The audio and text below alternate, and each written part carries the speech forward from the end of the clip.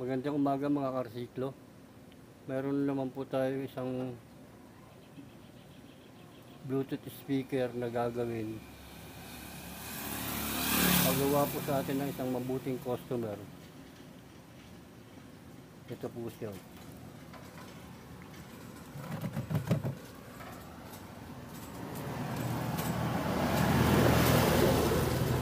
D12. Tapos ang tatak niya ay KES 1280. Ang issue nito ay no power. So, buka natin.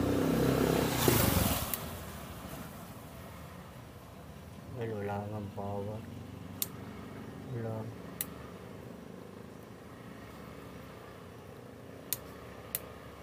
Wala. Subukan natin siyang i-charge kung iilaw yung indicator light niya. Ito yung charger natin, nakasaksak na.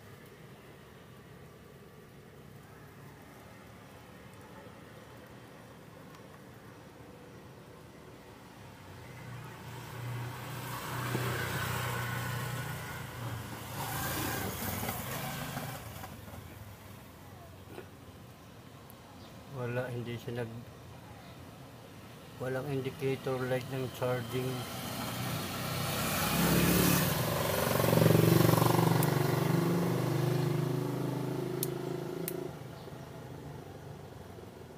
Wala.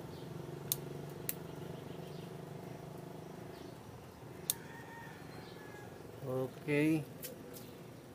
Malaki siya eh.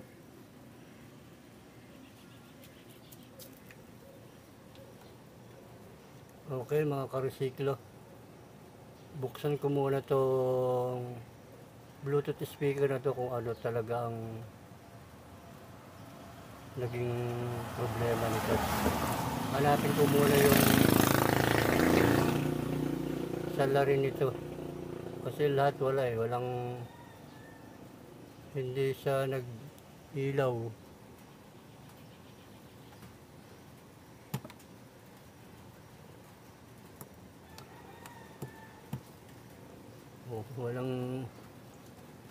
Walang indicator light oh. Okay, ito mga karesiklo, nabuksan ko na yung Bluetooth speaker. So nabuksan ko na yung board na. Nakita ko rito ay may history na rin pala to ng repair, kasi itong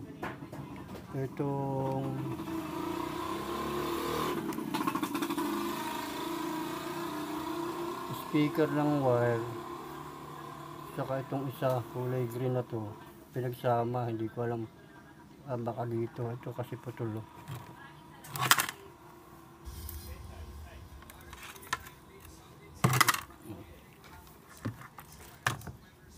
Ito putol, ito alam ko to sa ilaw to eh, ilaw ng speaker. Ilaw ng speaker, kulay ano ba to? Blue tsaka puti ito. Ito, blue tsaka puti.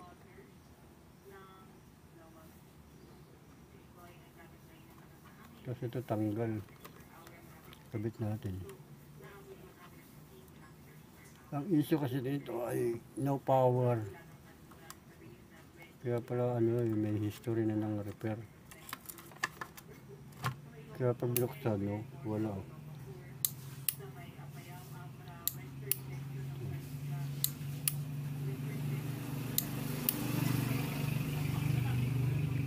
Subukan natin tanggalin yung battery.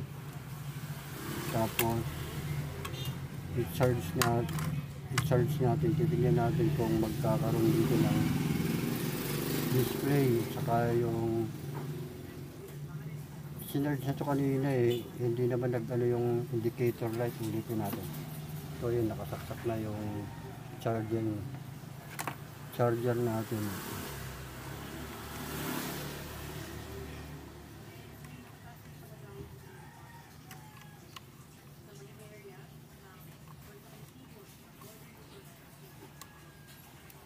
Ayaw kumaas siya.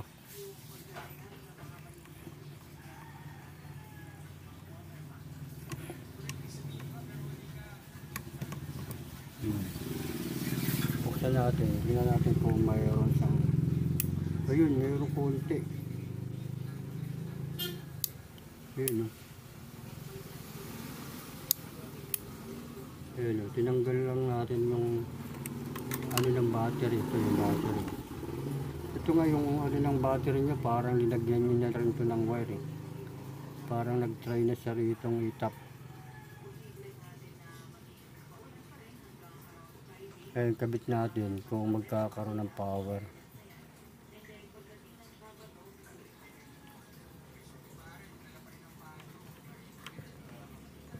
Ayun. Ayun siya, tumunog na siya. Nagka-power siya. Ulit. Ayun eh.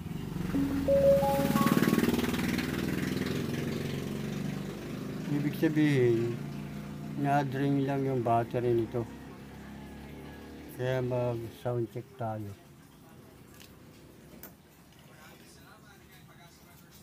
Sound check tayo kung malakas pa step. Kung okay pa ba yung sounds niya.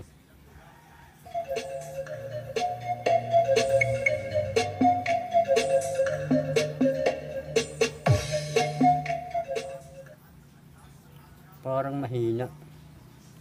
Yan o. Sagad na yan eh.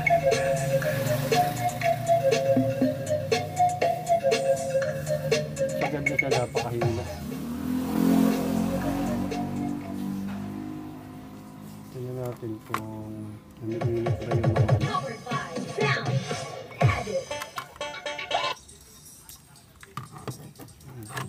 speaker. Kung wala na yung mga ano nyo, sakit ng speaker.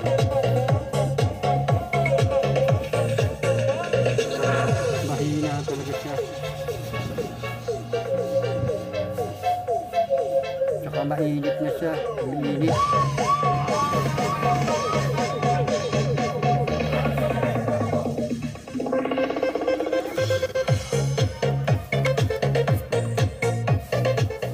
Ito, meron akong katulad nito. Ito. D12 rin ang speaker. Ito. 12 inch yung speaker niya. Ito rin 12. Ito. Tingnan natin tong lakas nito. Okay na to eh. Ayan. Ilaw siya. Saksakan natin ng USB. Tanggalin natin yung USB nito. Tapos testingin natin to kung alin mas malakas. Yun o.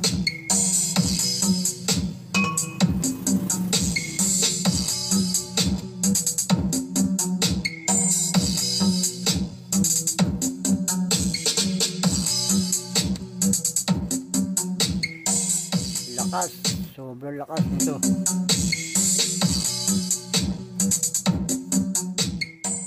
Okay. Ngayon, balik tayo rito sa ating inaayos. Ito naman, sagad na yung volume pero mahina pa rin ang ano niya. Oh, hina oh.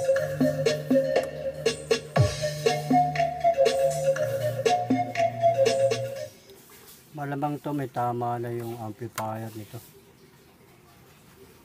Kasi matindi na uminit oh. Mainit na siya. Kaya ang ano nito, amplifier, wala akong amplifier na to. Wala tayong pagko-convert. Ang init to, sobra oh. Kaya hindi na siya makalakas. Okay. Usapin ko muna yung may-ari kung palitan na lang to ng board. Kasi hina na talaga eh. Hina oh. Kaya na, yan yung sagad na to. Kaya ilipat natin. Yan din yung tugtog ha. Kaya sagad na yan ha. Balik tayo sa isa. Ito dito. Ito. Balik tayo rito.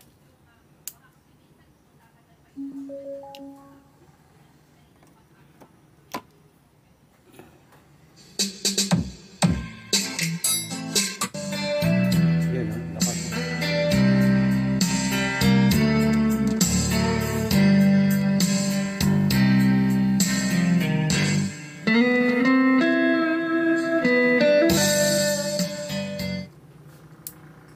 Okay, talaga malakas to. Pero paras lang siya, G12 yan, 12. At saka paras lang siya ng board. Yan. Yan, paras lang siya, yan. Ang naging issue naman ito, yung charging niya to. Hindi rin pumapasok yung battery rin ang naging problema nito. Okay, kausapin ko muna yung may-ari kung papalitan natin ng board. Problema, wala na tayong ganitong board, ganito kalaki. Meron tayo ipapalit dyan. Ito, magiging ganito na lang siya. Ito yung pampapalit natin kung papayag yung may-ari.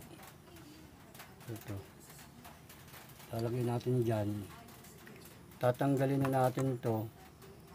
Tapos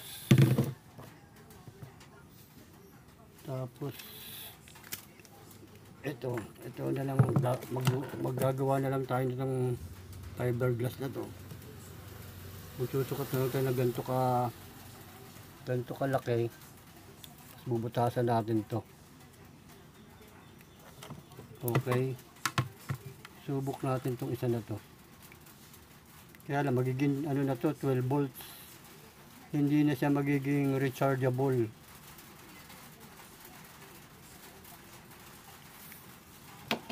Pero malakas din to eh. Subukan natin. Kasi ang init oh.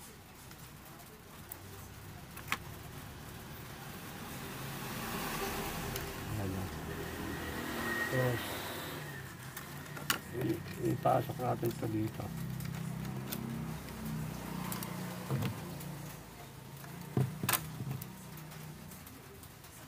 Yun, ito.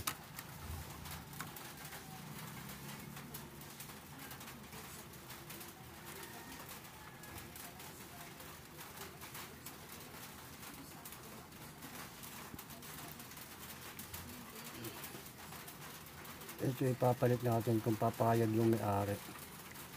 Subok natin ito rito.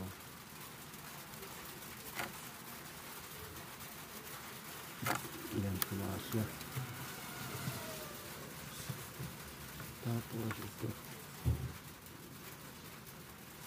Mayroon pong ano. Kasi hindi na nilang.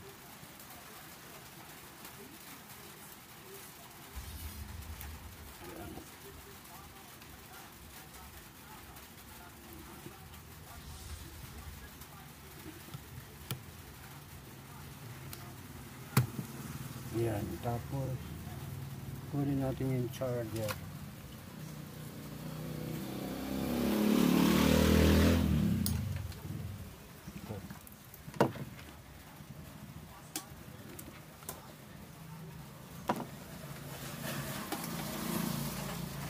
Ito.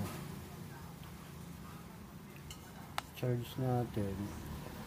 Lagyan natin itong ano. Dito. Yun, umilaw siya. Ngayon ay mag-sounds tayo kung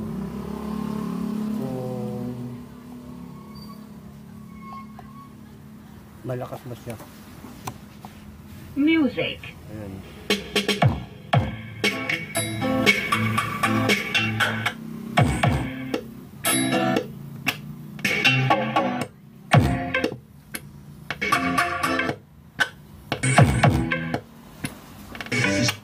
Smart. Lakas.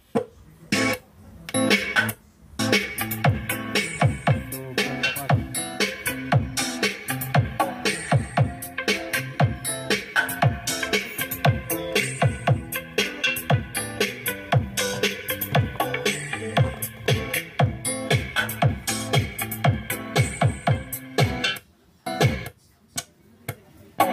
Matay, matay.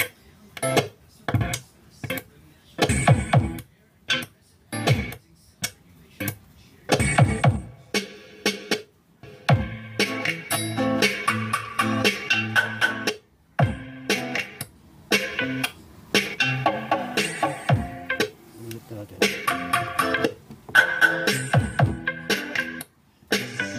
Yeah, smart. Gimmick.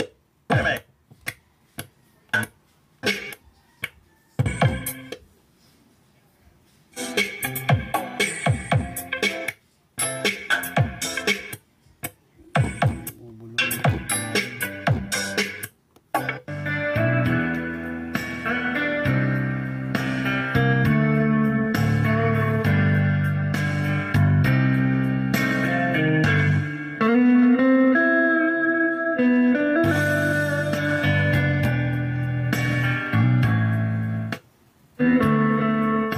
Okay. Okay na siya. Mandala siya rito.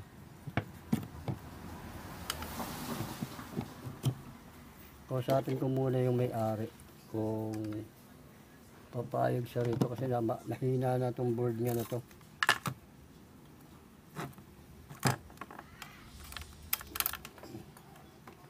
Mahina na yung board kaya palitan natin siya. Ang mangyayari yan ganito ito. Okay, pakita ko na lang sa inyo. Ito mga karsiklo, nakausap ko na yung may-ari. Tsaka pinarinig ko na sa kanya na mahina na talaga yung amp ng Bluetooth speaker niya. At pumayag naman siya na palitan na lang nito. Ito yung kakabit natin. Ngayon gumawa na ako ng paglalagyan nito. Nabasag pa nga yun. Ito yun, ganito yun, fiberglass. Kaya sa umitim, kasi pininturahan ko na yun dito sa ilalim yun. May pintura yun, dinikitan ko na nga eh. Nabasag ang pag grinder. Kaya magiging ganito na yan.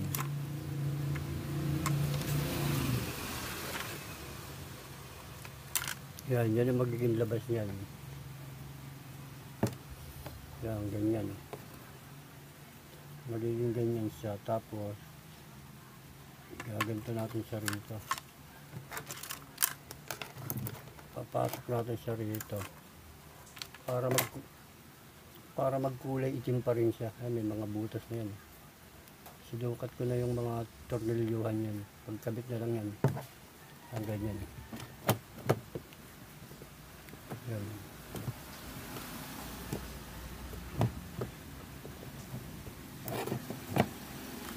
Balik sa bata.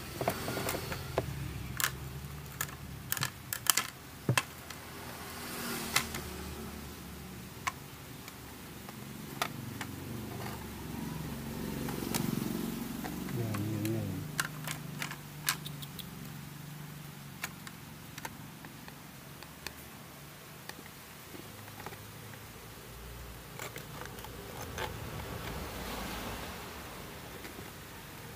Yan, magiging ganyan. Tapos, kakabit natin sa dito ng ganito. Yan. Yan. So, di kulay itim pa rin siya. Hindi siya pangit tignan. Yan, ganyan. Okay. Pakita ko na lang sa inyo pag nabuo na to. Pag naikabit ko na. Para may testing natin ulit. Okay. Ito mga karesiklo, naikabit ko na yung pinalit nating board. Ito. Yan na siya. Yan, ganyan na siya. Kulay itim pa rin. Ayan.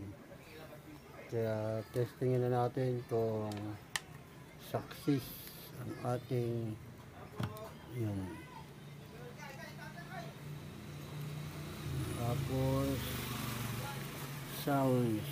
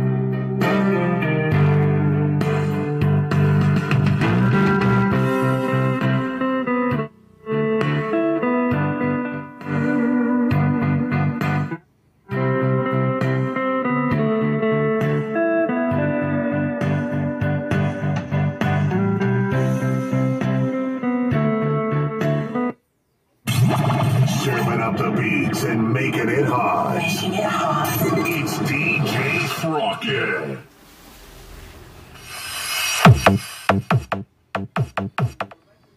Okay mga karesiklo, yan na siya. Yan ang naging forma niya.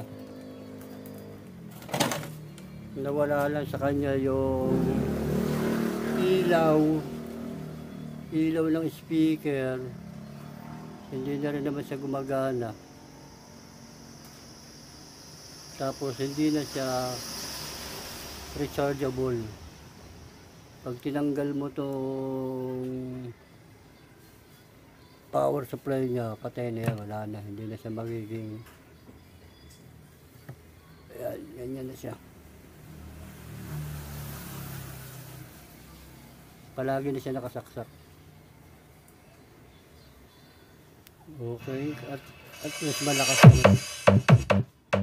naman siya. Battle mode activated. Subukan naman natin yung radyo.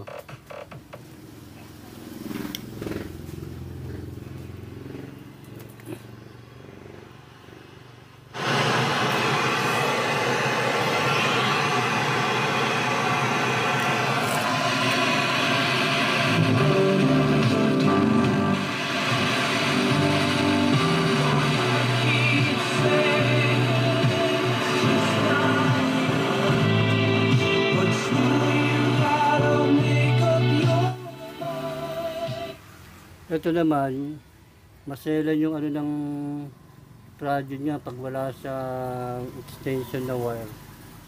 Tignan nyo yan, magandang tunog yan. Pag tinanggal natin ito, walang sagap.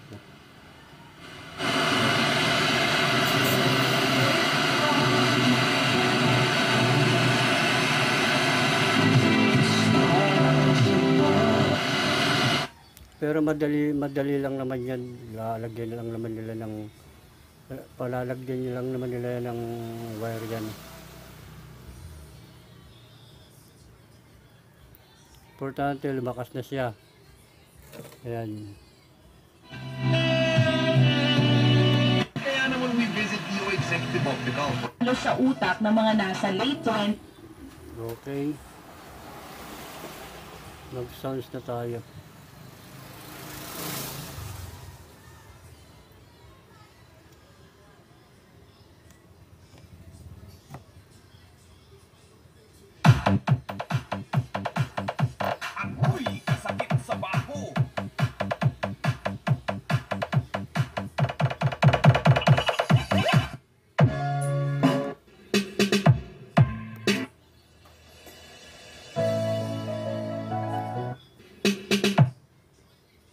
Okay mga karusiklo, may natapos na naman tayo isang Bluetooth speaker. Ang issue niya ay palit ng board kasi madali nang uminit yung amplifier ng board na yung original niya na board. Ito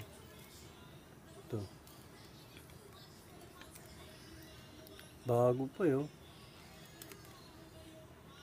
Ano na kasi yung IC niya, umiinit na.